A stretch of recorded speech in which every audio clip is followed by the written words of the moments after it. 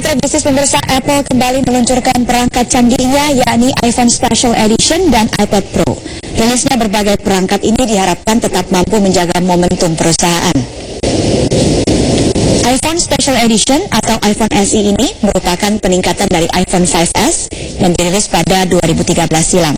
Perbedaannya dengan iPhone sebelumnya adalah ukuran layarnya yang lebih kecil, yakni hanya 4 inci.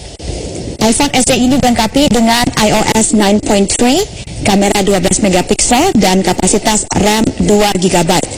Selain itu, Apple juga meluncurkan iPad Pro dengan ukuran yang lebih kecil, dengan keunggulan keyboard yang dapat dilepas serta stylus. iPad ini sengaja dirancang bagi para pebisnis.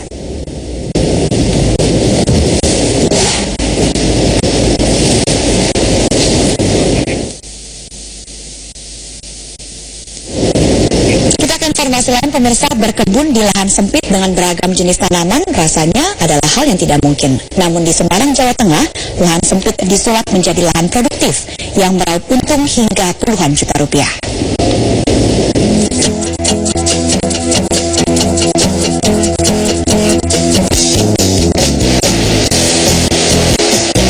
Berawal dari keterbatasan lahan untuk berkebun di perkotaan, Tari, seorang ibu rumah tangga, berinovasi membuat kebun hidroponik miliknya sendiri.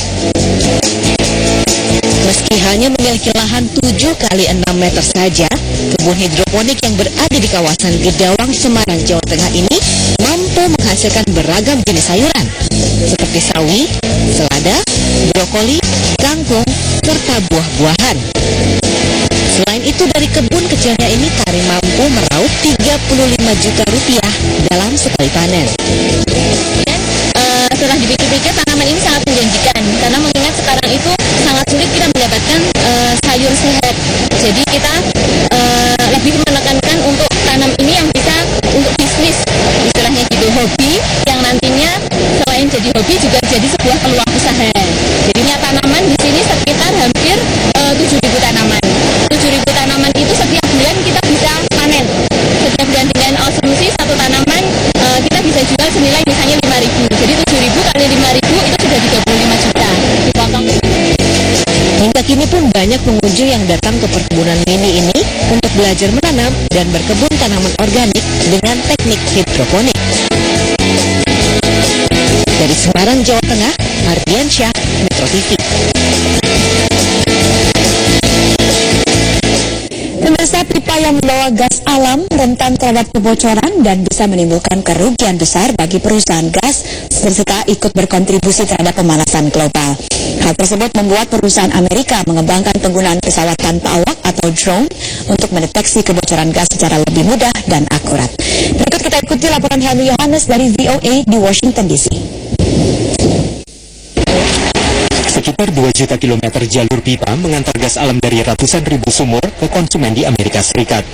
Komponen utamanya gas metana, yang merupakan gas rumah kaca yang lebih merugikan lingkungan dibanding karbon dioksida. Departemen Energi Amerika Serikat bertujuan menekan kebocoran metana, khususnya di tempat penyimpanan dan lubang sumur.